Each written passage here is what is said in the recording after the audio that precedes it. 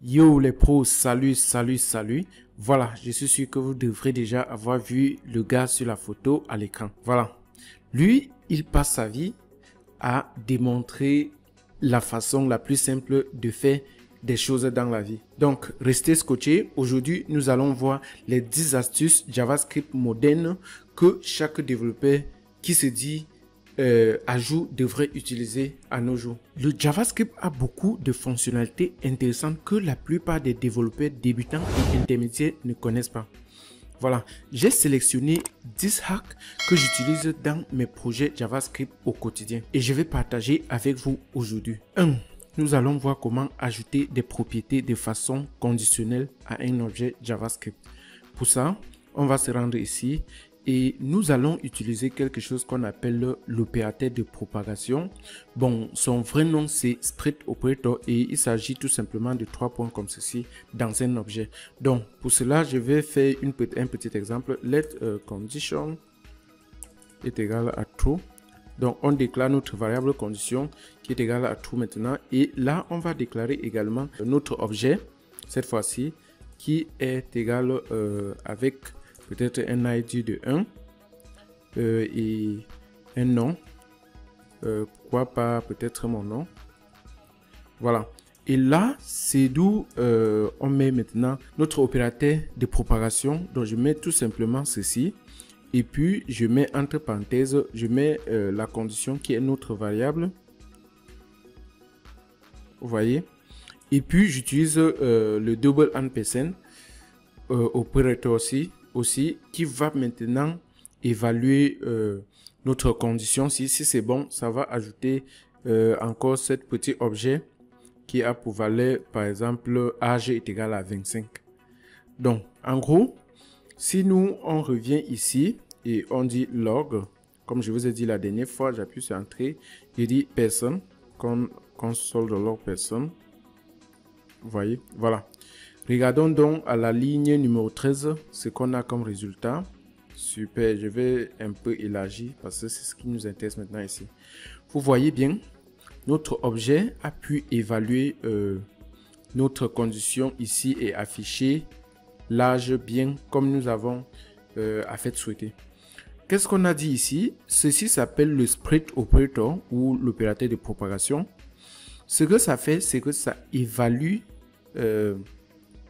en fait, ça affiche ce que la condition a évalué. Donc, ici, notre condition évalue si c'est vrai ou faux. Si c'est vrai, le ampersand ci va permettre que ceci s'affiche. Si c'est faux, directement, le ampersand va permettre que c'est false qui s'affiche, en fait, que ceci retourne false. Vous voyez, spread ci, lui, il est censé juste propager ou augmenter une valeur à un objet.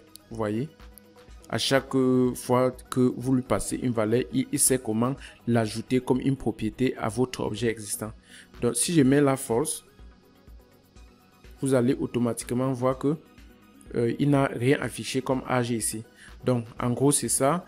J'espère que vous avez compris. Ça vous permet d'ajouter des propriétés à votre objet de façon conditionnelle. Donc voilà, en deuxième position, nous allons vérifier si une propriété existe dans un objet JavaScript.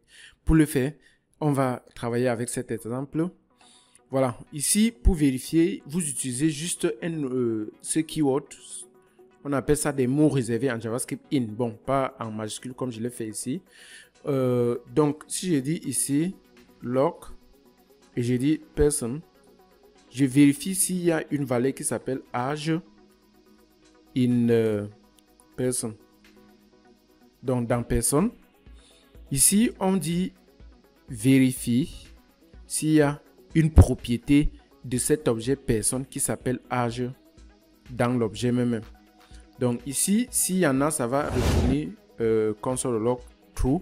Si il n'y a pas, ça va mettre false. Donc, si nous on regarde là maintenant, ça va mettre quoi? Allez, devinez. Oui, false en fait. Parce que vous voyez, il n'y a pas de âge dans notre propriété. Si je reviens là maintenant et je mets encore log, et cette fois-ci, je vérifie s'il y a salaire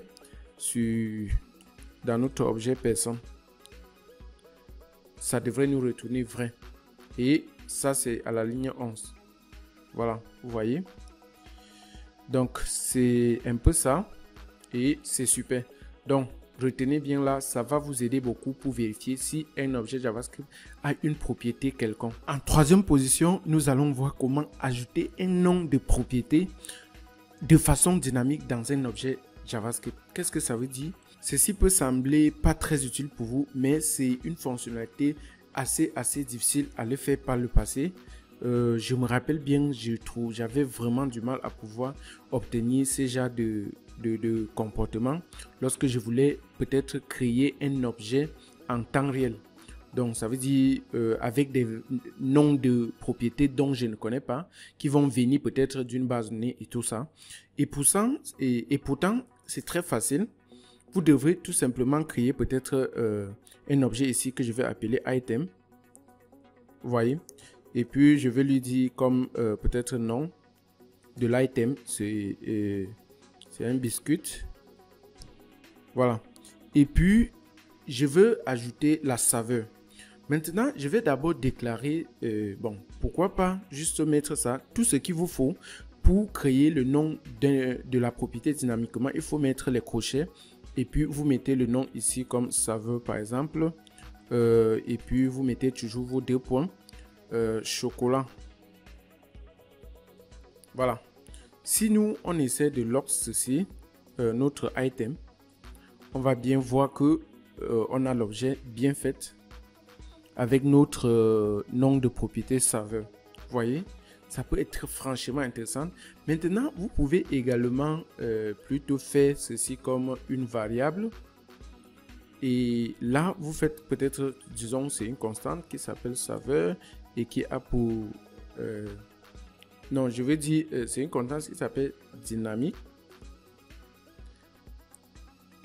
Voilà, dynamique et qui a pour valeur saveur. Vous voyez? Et là, ce qu'il faut passer ici, c'est le nom de votre variable qui est dynamique. Vous voyez? Là, ça va prendre la valeur ici et créer toujours notre élément. Donc, si on regarde là, rien n'a changé. Mais si je change le nom ici, vous allez vraiment comprendre de quoi je parle. Favorite. Bon, je ne sais pas si c'est ça. Mais vous allez voir que le nom, maintenant, c'est biscuit. Et votre favorite, c'est chocolat.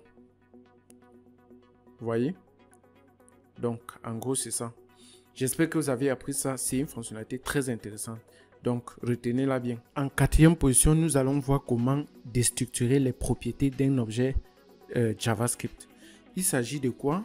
Il s'agit de pouvoir identifier ces différents noms de propriétés pour faire de ça des variables. Donc, par exemple, si nous, on met encore ici const des accolades, on dit i et name. Vous voyez, ce sont les différents noms est égal à personne. Ça va nous donner quoi? Si nous, on essaie d'afficher personne, qu'est-ce qui va s'afficher? Regardez bien. Ça va toujours nous afficher i et non. Voilà, on n'a rien fait, on n'a pas modifié cet objet, on a juste déstructuré, ça veut dire recréer d'autres variables qui dérivent des valeurs maintenant, en fait des propriétés de cet objet. Donc si je fais maintenant ID, vous allez voir que ça va me retourner 1. Si je fais maintenant name, ça va me retourner ici John Doe. Par contre, si je commente ici, j'aurai un problème, ça va dire name is not defined. Là, il y a un peu, c'est parce que c'est name, en fait, name c'est un keyword que JavaScript utilise souvent dans certains cas. Donc ici, vous voyez bien que reference error, ID is not defined. ID is not defined. Oui, bien évidemment, parce qu'il ne trouve pas l'ID. Mais lorsqu'on fait ceci, on crée directement des variables qui dérivent des valeurs de ces propriétés, qui dérivent des propriétés de cet objet personne. C'est pour ça qu'on l'assigne personne pour que ça puisse les récupérer à l'intérieur. Donc maintenant, nous avons vu comment récupérer des propriétés et faire de ça des variables.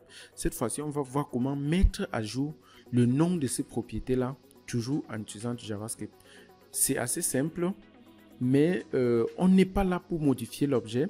on est là pour déstructurer et créer plutôt de nouvelles valeurs avec ça. Pour ça, je vais créer une constante que je vais appeler ici, par exemple, ID. Je veux que ID devienne identifiant. Vous voyez, et ça vient de mon objet personne. Là, ce que je viens de faire, c'est que je viens de créer cette variable qui s'appelle maintenant identifiant. Je viens de changer à fait de mettre, oui, comme je disais, si nous on commente ici, on n'aura plus rien qui s'affiche. Maintenant, si je viens ici et je veux plutôt log identifiant, vous allez voir que identifiant va maintenant pouvoir récupérer cette valeur et afficher 1 à la ligne 8 en fait. Généralement, j'aime toujours parler des lignes pour que vous compreniez bien à partir de quelle ligne on est en train d'afficher. Vous voyez, on vient donc de déstructurer le ID ici pour que ça devienne identifiant. Mais ça n'empêche, si vous affichez le ID va toujours exister parce que l'objet a été également déstructuré ici. Donc, c'est pour ça que je vois, ça va également s'afficher à la ligne 9. Par contre, si je fais ça automatiquement, il y aura une erreur. Donc, en gros, c'est ça. Et vous pouvez même changer des variables de façon dynamique, juste en utilisant toujours la même technique que nous avons vu précédemment. Ici, je vais faire un peu le ménage et je vais encore créer quelque chose que je vais appeler let. Cette fois-ci, c'est une variable. Cette variable s'appelle par exemple non property. Et ce non property, je veux que ça devienne non. Vous voyez. Maintenant, il faut qu'on puisse avoir le non property. Le non property doit en fait porter cette valeur, la valeur de la propriété dont vous voulez mettre à jour dynamiquement. Donc, si je mets ici let non property est égal à name, voilà.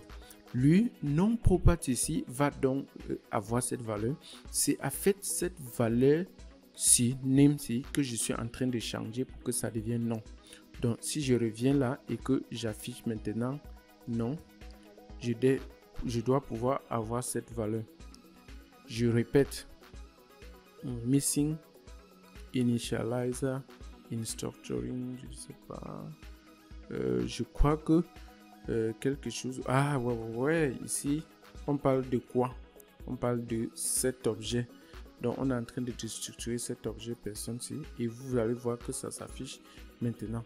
Ah, j'ai même oublié de vous mettre l'erreur pour que vous compreniez. Comme je dis souvent, le debugging est la clé. Missing initializer in destructuring declaration. Oui, donc voici l'initialisateur qui manque. Et là, il ne faut pas l'oublier. Donc, c'est comme ça, il faut lire les erreurs et comprendre de quoi il s'agit. Et c'est comme ça qu'on a bien notre nom. Si je change ça ici à Kanju Duplex, vous allez directement voir que le nom devient Kanju Duplex. Voilà, c'est ça et c'est ça. Voilà, en 5e position, nous allons voir ce qu'on appelle le Knowledge Coalescing Operator. Donc, d'autres peuvent l'appeler en français fusion nulle, mais je ne connais pas le vrai nom en français. Mais surtout, c'est quand même le Knowledge Coalescing Operator. Ça vous permet de pouvoir vérifier, de pouvoir évaluer la valeur qui est à votre gauche. Donc, voici en fait ce Knowledge Operator. Maintenant, c'est un binary operator parce que ça prend deux valeurs, c'est encadré au milieu de deux valeurs. Cet opérateur évalue la valeur qui est à sa gauche si cette valeur est nulle ou undefined. Donc, si cette valeur est soit nulle ou undefined, ça va également retourner cette valeur qui est à sa droite. Mais si ce n'est pas nul ou si ce n'est pas undefined, ça va retourner la valeur qui est à gauche. C'est tout simplement pour dire si la valeur qui est ici est nulle, on retourne ceci. Je crois que vous avez déjà vu ça dans un fichier ou dans un projet JavaScript. Et si la valeur qui est ici n'est pas nulle, c'est bon, on l'affiche. Donc bref, à la ligne 6C, la console va afficher hello parce que cette valeur est nulle. Mais par contre, à la ligne 8, on va afficher not null parce que en fait, cette valeur-ci, not null, n'est pas égale à nul. ni à undefined. Ici, beaucoup de gens vont être surpris, mais 0 n'est pas égal à nul, ni est égal à undefined. 0 est égal à 0 et c'est une valeur. Donc, ça va vérifier ici, bas C. Si 0 est là, ça va afficher 0 au lieu d'afficher hello parce que 0, en réalité, c'est une valeur. Donc, ligne 6, c'est hello. Ligne 8, c'est not null. Et ligne 10, c'est 0. Donc, ligne 6, ligne 8 et ligne 10. Vous voyez? Donc, par contre, si j'ai changé ici à undefined, comme vous voyez, ça va afficher toujours hello parce que on est en train de vérifier si c'est égal à nul ou undefined pour qu'on affiche la partie qui est droite. Vous voyez? Ici, ça affiche bien. Donc, par contre, c'est ça. Et c'est des petites astuces qui peuvent beaucoup vous aider à écrire du bon code. Super. En 6e position, nous allons parler des chaînages optionnels. Mais c'est plus mieux d'apprendre le nom en anglais. Optional chaining. Donc, il s'agit de ça. Point d'interrogation plus point dans un objet.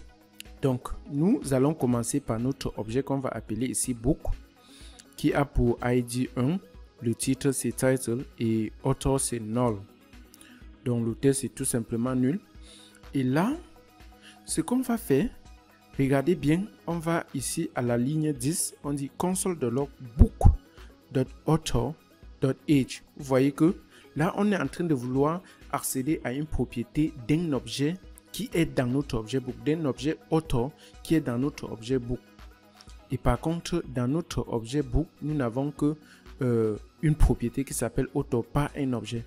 Donc, automatiquement, le JavaScript va générer une erreur en disant quelque chose n'est pas, âge n'est pas défini et quelque chose de ce genre. Donc, cannot read property age of null. Voilà. Vous voyez bien. Et justement, c'est à la ligne 10 et ça bloque le reste du code. Maintenant, si nous, on revient là et qu'on commente cette ligne ou on supprime en fait la ligne, qu'est-ce que ça veut dire? On vérifie l'objet book pour voir s'il a une propriété author. Et également, c'est ce qui veut dire et. L'objet book qui a pour author et âge. Il faut que les deux conditions s'y vérifient. Mais par contre, si ça vérifiait, ça allait afficher good. Mais par contre, ce n'est pas le cas. On va voir ce que ça va afficher à la ligne 10. Vous voyez? À la ligne 10, ça met bien nul. Parce que, en fait, ça essaie de vérifier et savoir que celui-ci existe au moins. Et par contre, celui-ci n'existe pas. Et on peut supprimer la ligne. Optional chaining. On vient ici, on dit console.log book.author et on vérifie si auteur a. Ici, on est en train de dire optionnel. C'est optionnel, donc c'est facultatif. S'il existe, c'est bon. S'il n'existe pas, vous dites tout simplement qu'il n'existe pas. Ici, à la ligne 11, on voit bien undefined. Ceci, c'est le reste des trucs qui sont en train de s'afficher. Et si nous, on veut, on peut bien les commenter ici pour mieux apprécier nos tests. Vous voyez? Donc, ici, lorsque ça vérifie et que ça n'existe pas, ça met undefined. Si ça existe, ça affiche. Ça, c'est pour dire c'est optionnel. Si ça existe, ça affiche. Si ça n'existe pas, ça n'affiche pas. Maintenant, si nous, on fait quelque chose comme ça, ça, c'est deep. Donc, on entre en profondeur. On vérifie s'il y a auteur. Et à l'intérieur de l'objet auteur, on vérifie s'il y a un objet qui s'appelle adresse et qui a pour propriété city. S'il y en a, on retourne le city là. S'il n'y en a pas, on va retourner undefined. Et automatiquement, à la ligne 14, on va avoir undefined. Justement. Donc, et c'est ça le truc. Bon, le principe est très simple. Vous vérifiez dans une propriété pour voir si il a d'autres valeurs en mettant juste point d'interrogation et point. Même. Donc là, on revient ici dans personne. Dans cet objet personne. Et on a une fonction à l'intérieur qui retourne en fait first name et last name. Qui sont ces deux noms. Maintenant, si nous, on essaie de faire ceci, non person.print name. pour accéder à la méthode, pour exécuter la méthode aussi, ça va en fait combiner les deux ici et afficher en utilisant notre bartix ou template literal. Par contre, si nous on veut essayer une fonction dont on n'est pas sûr ou ça peut être dans l'objet à certains moments et à certains moments ce n'est pas là, on doit mettre le nom de l'objet comme vous voyez là, le nom de la fonction comme vous voyez là, on met point virgule et on met point avant d'appeler la fonction comme vous voyez là. Donc si je commente la ligne ci et la ligne ci, je décommente cette ligne, vous allez bien voir que ça va retourner undefined parce que does not exist. Cette fonction n'existe pas dans notre propriété personne. Vous voyez, c'est même personne, ce n'est pas avec avec eux, et automatiquement vous allez voir que ça n'existe pas. Donc c'est des fonctionnalités très intéressantes mais qui peuvent être très difficiles à implémenter. J'espère que vous avez appris ça. On appelle les optional chaining. En 7e position, nous allons parler des double exclamation operators. Donc, il s'agit de ces opérateurs. Il faut juste mettre le point d'exclamation 2 fois. Et en fait, cet opérateur vous permet de convertir le résultat d'une expression en une booléenne. Donc, je ne sais pas s'il y a eux. Et lorsqu'on revient ici, par exemple, à la ligne 3, on a une variable qui s'appelle greeting. Et c'est hello there ou salut. Cette fois-ci, pour convertir cette variable ou le résultat de cette variable en un booléen, il faut tout simplement mettre 2 points d'exclamation devant le nom de la variable. Par exemple, si on met console.log, 2 points, le nom de la variable, ça va nous retourner cette fois-ci vrai.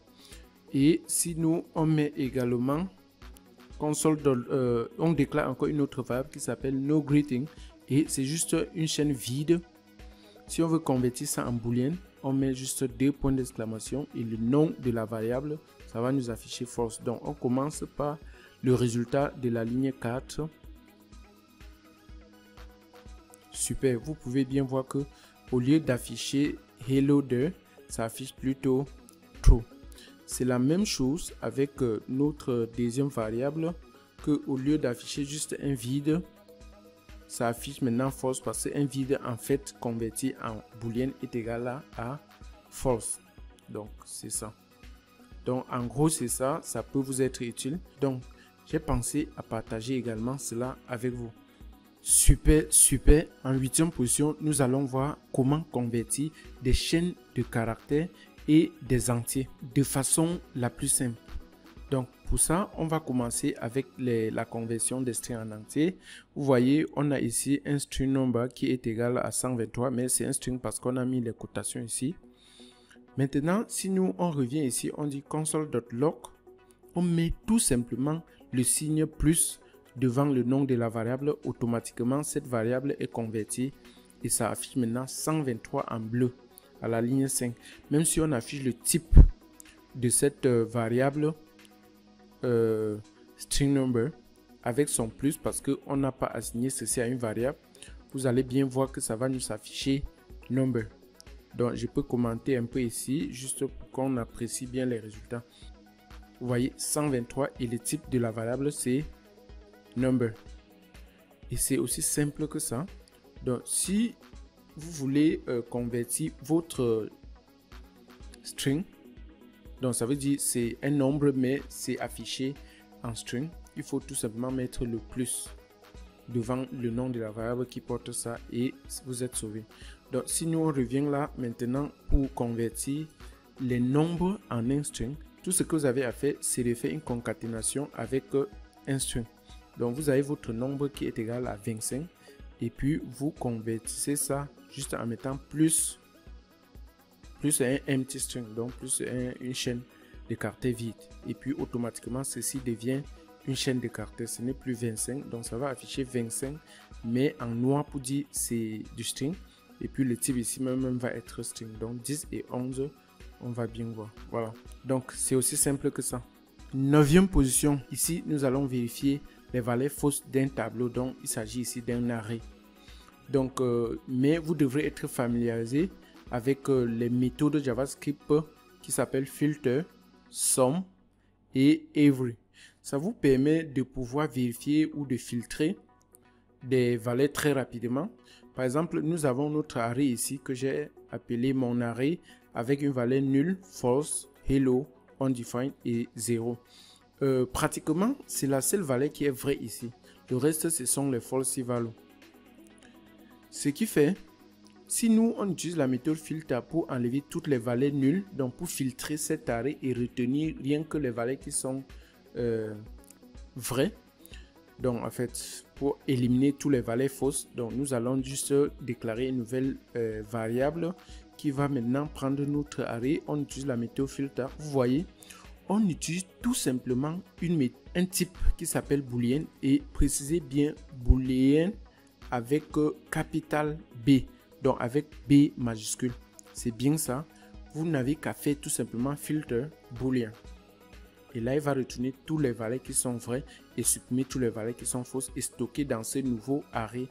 Et si vous affichez le nouveau array à la ligne 7, vous allez voir tout simplement hello. Ah, désolé.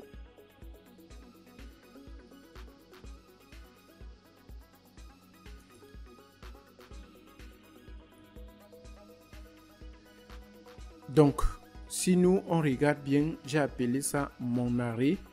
Si nous, on regarde bien ici, et ça va s'afficher directement hello dans notre array. Vous voyez, à la ligne 7. Donc, aussi simple que ça. Maintenant, si vous voulez vérifier si au moins une valeur est vraie dans votre array, tout ce que vous avez à faire, c'est de déclarer votre nouvelle variable, je veux dire. Et puis, cette nouvelle variable va retourner vrai ou faux. S'il y a au moins une valeur qui est vraie dans votre array, ici, myArray, ça va faire tout simplement somme. Vous utilisez cette méthode qui s'appelle somme. Mais le truc qui est cool ici, c'est que vous mettez tout simplement votre constructeur boolean ici. Boolean. Et puis, ça va retourner à la ligne 11 true. Tout simplement true à la ligne 11. Donc, si vous revenez maintenant à notre dernière position pour vérifier if all values are true, pour vérifier si tous les éléments de notre array sont vrais, on met toujours every, la méthode every, n'est-ce pas? Donc, et tout simplement en passant comme argument boolean avec le B majuscule, et automatiquement ça va retourner faux parce que il n'y a qu'un seul. Le reste, presque 4 autres sont des fausses valeurs. Donc, des fausses valeurs, il s'agit des fausses valeurs boolean parce que nul en boolean c'est false, false c'est false, 0 également c'est false, undefined c'est false. Super. Bam, bam, bam, bam. À notre 10e position, on va voir une astuce très intéressante. Ça vous permet en fait d'aplatir votre array. Vous pouvez le rendre plutôt en un array tout simplement avec des sous-éléments, par exemple, de telle façon qu'il n'y a plus ces sous-arrays, mais des sous-objets ici pour notre cas. Tout simplement en utilisant une méthode qui s'appelle flat. Vous mettez le nom de votre array et puis vous mettez tout simplement .flat. Et si vous essayez d'afficher maintenant le nouveau array, vous allez voir que à la ligne 5, on va avoir ceci. Il n'y a plus d'array parce que le deuxième et le troisième élément ci étaient des arrays. On vient de supprimer ce fait d'être des arrays parce que si je viens ici, je les affiche d'abord console.log et j'affiche my array. Vous allez voir que à la ligne numéro 4, cette fois-ci, on va avoir d'abord notre array. Vous voyez bien, c'est à l'intérieur de ces arrays qu'on a encore des éléments. Donc, en gros, on vient maintenant de les aplatir ici pour que ça reste tout simplement des arrays avec des objets à l'intérieur. Donc, super. Maintenant, si on va à un niveau avancé, toujours en utilisant ce concept de la méthode flat, on va voir cette fois-ci qu'on peut avoir un array qui a des éléments et un array qui a ce qu'on appelle le deep array en profondeur. Il y a plusieurs arrays ancrés entre eux. Et pour ça, si vous voulez garder simplement peut-être l'array qui est à ce niveau, vous pouvez tout simplement mettre flat et vous passez un argument 1. Maintenant, si vous mettez 2, Donc, si on met 1 là, vous allez voir ce que ça va nous retourner. Ça va nous retourner les 3 premiers éléments C, mais cette fois-ci, un arrêt qui est dans un double ancrage comme ceci. Vous allez voir, vous voyez, arrêt. Quand on entre là, dans un arrêt, on voit encore l'arrêt. Et si nous, on revient là, on dit en deuxième position, on change ça à 2, donc ça va garder tout simplement celui-ci. Et ça aurait changé. Vous allez voir cette fois-ci comment c'est. Vous voyez. Maintenant, si on part même à 3, ça va tout simplement garder les 2 éléments-ci comme des éléments tout court. Et en gros, c'est ça. Vous voyez. Vous voyez. Donc, j'espère que vous avez compris le concept. Ça s'appelle flat et vous pouvez passer des arguments. C'est très très intéressant et ça peut vous donner vraiment les mots de tête si vous ne savez que de telles méthodes existent. Super. J'espère que vous avez appris vraiment dans cette vidéo et surtout likez la vidéo, partagez. N'hésitez pas de vous abonner à la chaîne si ce n'est pas encore le cas.